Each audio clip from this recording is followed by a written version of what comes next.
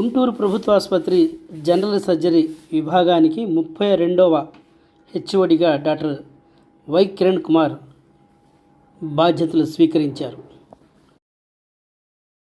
HOD సీట్లో ఆసీనులైన కిరణ్ కుమార్ను పలువురు ఆసుపత్రి వైద్యులు, అసోసియేట్ ప్రొఫెసర్లు, అసిస్టెంట్ ప్రొఫెసర్లు శాలువా కప్పి సత్కరించారు.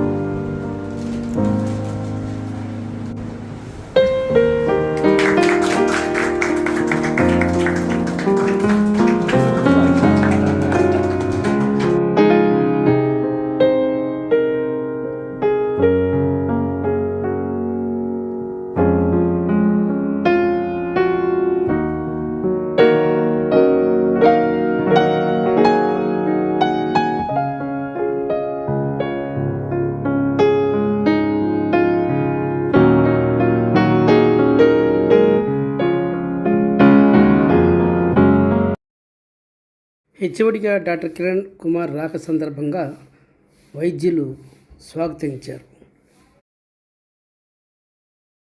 హెచ్ఓడిగా ఛార్జ్ తీసుకుంటున్నారు. డిపార్ట్మెంట్లో మేము ఫ్యాకల్టీ, పీజీస్ అందరం కలిసి సార్ని విష్ చేసి పోస్ట్ని కంటిన్యూ చేయాలని కోరుకుంటూ కంగ్రాచులేషన్స్ తెలియజేస్తాం. సార్ ఏం కేసు చేసినా ఇది చూసేవాళ్ళం.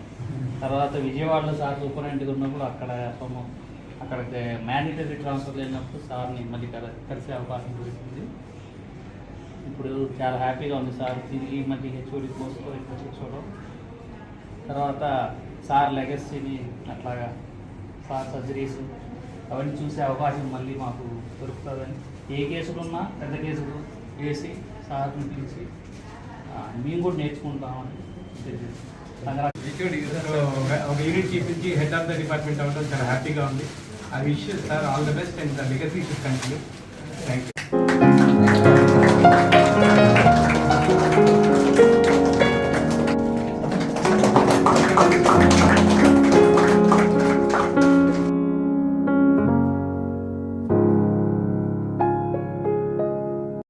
ఈ సందర్భంగా డాక్టర్ కిరణ్ కుమార్ మాట్లాడుతూ హెచ్ఓడిగా ఎప్పుడో రావాల్సి ఉన్నప్పటికీ ఆలస్యం జరిగిందని ఆయన గుర్తు చేశారు. అందుకు అనేక కారణాలు ఉన్నాయి కూడా ఆయన. సీనియర్గా నాకు ఎప్పుడో రావాల్సింది, బట్ చాలా లేట్ అయిందాం అనిపిస్తూ ఉంది. దానికి ఎన్నో కారణాలున్నా లేట్గా వచ్చిన లేటెస్ట్గా అనుకుంటాను.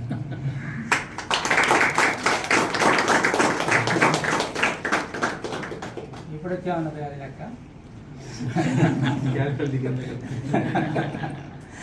అదే ఉంటుంది.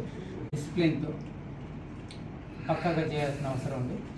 చేస్తే మళ్ళీ చక్కగా చేస్తే మనం చక్కగా చేసాం మనం అనుకోవడం కాదు, ప్రజలు అనుకోవాలి, చూసేవాళ్ళు కూడా అనుకోవాలి. అలానే ఇక్కడ అంతమంది దాదాపు ఒక్కొక్క బ్యాచ్కి 20 మెంబర్స్ 29 మెంబర్స్ స్టూడెంట్స్ వస్తున్నప్పుడు వీళ్ళకి మీకు కొద్దిగా ప్రాపర్గా గైడ్ చేయాల్సిన అవసరం కూడా ఉంది.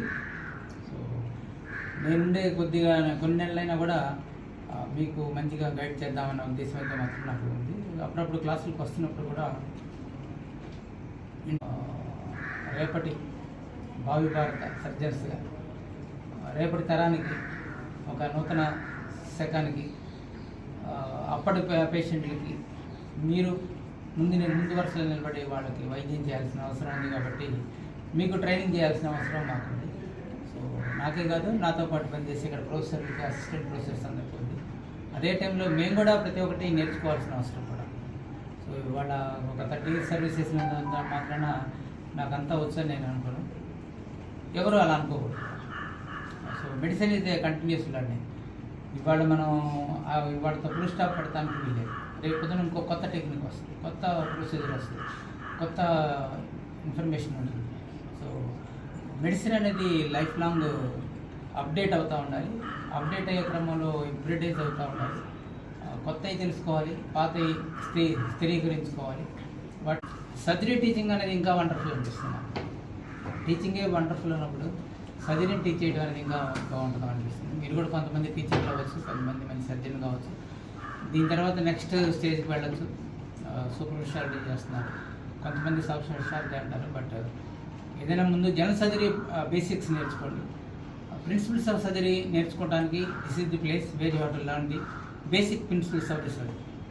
ఈ ప్రిన్సిపల్స్ మీదే ఒక ప్లాస్టిక్ సర్జరీ అయినా, ఒక న్యూరో సర్జరీ అయినా, ఒక కార్డియోథొరాసిక్ సర్జరీ అయినా ఆధారపడి ఉంటాయి. So one should learn A basic general surgery as a general surgeons. You should become a good general surgeon. You may become a refined surgeon in a refined branch, maybe organ specific or disease specific. Future అంతా ఎలా ఉందంటే ఒక organ ఒక doctor, చివరికి ఒక operation ఒక doctor నేర్చుకుంటే చాలా అన్నట్టు. ఒక సిఏబిజీ నేర్చుకుంటే చాలు, ఒక హెర్నియా చేసుకున్నాడు హెర్నియా డాక్టర్. ఈ టైప్లో ఒక మోనోటోనస్గా పెడుతుంది. But as for general surgery is concerned top to bottom ఏదైనా చేయొచ్చు.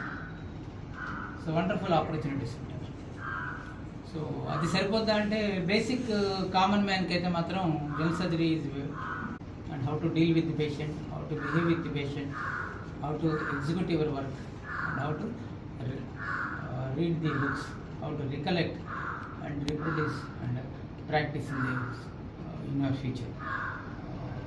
ఎప్పుడు కూడా స్ట్రెస్ఫుల్గా ఫీల్ కాకండి, ఘర్షణ పడబాకండి. నోరు మంచిదైతే ఊరు మంచిదైతే. మీరు మంచిగా మాట్లాడండి. పేషెంట్ చాలా ఎరగంటుగా ఉంటారు, వాళ్ళ అటెండెంట్స్ ఇంకా ఎరగంటుగా ఉంటారు. మనం కూడా పేషెంట్ అటెండెంట్గా ఉన్నప్పుడు మనం కూడా అదే ఎరగెన్సీ ఉంటుంది. మన పేషెంట్ కూడా బతికించుకోవాలని మనకు ఉంటుంది. సో వాడేదో ఎరగంటుగా ఉన్నాడు కాబట్టి వాడు అట్లా ఉన్నాడు అనుకోవద్దు. మనం కూడా అదే ప్లేస్లో ఉంటే మనం ఎలా బిహేవ్ చేస్తామో మీరు కూడా ఆలోచించండి. As a human being all the peoples will react as a same. మన సొంత కిత్ అండ్ కిన్ చనిపోతున్నప్పుడు మనకు కూడా ఏమనిపిస్తుంది అంటే ఎవడో ఒకటి చూస్తే బాగుండు, ఎవడో ఒకటి మంచిగా వైద్యం చేస్తే బాగుండు అనిపిస్తుంది. సో అదే ఫీలింగ్తో ఎక్కువ మంది వస్తారు. వాళ్ళలో కొంత అగ్రెసివ్గా ఉండేవాళ్ళు ఉంటారు, కొంత ఎరగెంట్ పీపుల్ ఉంటారు, కొంత ఆల్కహాల్ బిజీలో ఉంటారు, కొంతమంది రౌడీ షీటర్స్ ఉంటారు, కొంతమంది ఎంకరేజ్ చేసేవాళ్ళు ఉంటారు, థర్డ్ పర్సన్స్ ఉంటారు, వాళ్ళు వచ్చేసి ఇంకొద్దిగా న్యూసెన్స్ చేసేవాళ్ళు ఉంటారు. సో మీరందరూ కూడా సర్జరీ పీజీస్గా ట్రామా కేసులు వచ్చినప్పుడు ఎస్పెషల్లీ క్యాజువాలిటీలో ఫస్ట్ మీరు ఎక్స్పోజ్ అవుతారు కాబట్టి you should have a sweet voice. రిపీటెడ్గా కూడా మీరు స్వీట్ వాయిస్తూనే ఉండాలి, చీర్ఫుల్ వాయిస్తూనే ఉండాలి. కోపడద్దు, కోపం తగ్గించుకోండి. ఒక సర్జరీ పీజీ ఎలా ఉండాలంటే భావాలకు అతీతంగా పనిచేయాలి. మనం ఒక ఫేస్ మాస్క్ వేసుకొని పనిచేయాల్సిన అవసరం. ఆ మాస్క్ ఎప్పుడు కూడా నవ్వుతూనే ఉండాలి. మీ ఎమోషన్స్, మీ ఫీలింగ్స్ పేషెంట్కి అవసరం లేదు, పేషెంట్ అటెండెంట్స్కి అవసరం లేదు, పబ్లిక్ కూడా అవసరం లేదు. So you have to wear a mask which is having a cheerful face.